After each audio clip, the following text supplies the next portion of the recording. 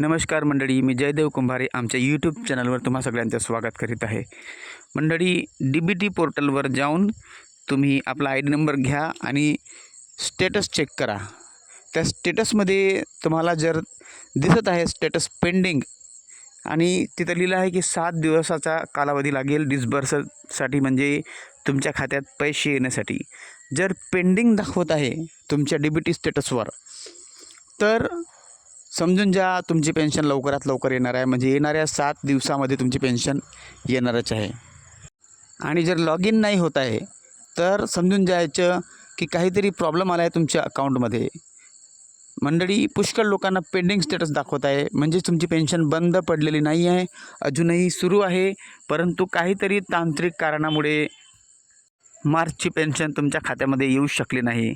पण पहा, येणाऱ्या 6-7 दिवसांमध्ये तुमची मार्चची आणि एप्रिल महिन्याची पेन्शन येणार आहे मित्रांनो।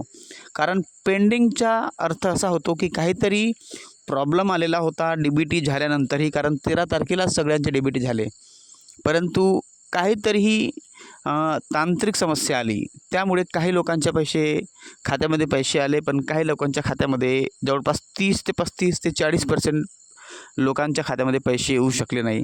पण आता पुन्हा जेव्हा एप्रिल महिन्याचा DBT होईल त्यावेळेस मार्च आणि एप्रिलचे पैसे तुमच्या खात्यामध्ये येणार आहेत मित्रांनो। हा तुम्हाला एक नवीन बातमी तुम्हाला मी देत आहे, म्हणून मित्रांनो, जर नवीन असेल सबस्क्राईब नक्की करा, आमच्या चॅनलला लाईक करा, हाईप करा आणि कॉमेंट करा आणि शेअर करा। आणि मित्रांनो, मी तुम्हाला सांगू इच्छितो, तुमची पेन्शन कुठेही जाणार नाही आहे। जर तुमच्या पेंडिंग दाखवत आहे, पेंडिंग अप्रूव्हल, याचा अर्थ असा आहे की काहीतरी प्रॉब्लेम असल्यामुळे तुमचे पैसे अडकलेले आहेत, पण लवकरच तुमच्या खात्यामध्ये पैसे येणार आहेत। मित्रांनो, तुम्ही eKYC बँकेत जाऊन करून घ्या, DBT पोर्टलवर करून घ्या, आणि जे दिव्यांग पोर्टल त्यामध्ये आपला eKYC करून घ्या, खूप गरज आहे। कारण eKYC शिवाय तुमच्या खात्यात नेहमी पैसे येऊ शकणार नाही मित्रांनो।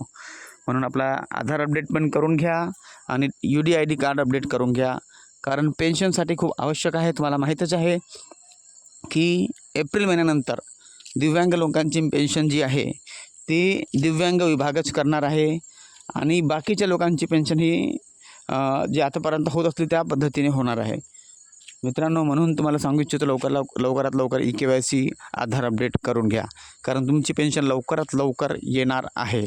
Thank you for joining with me, subscribe करा।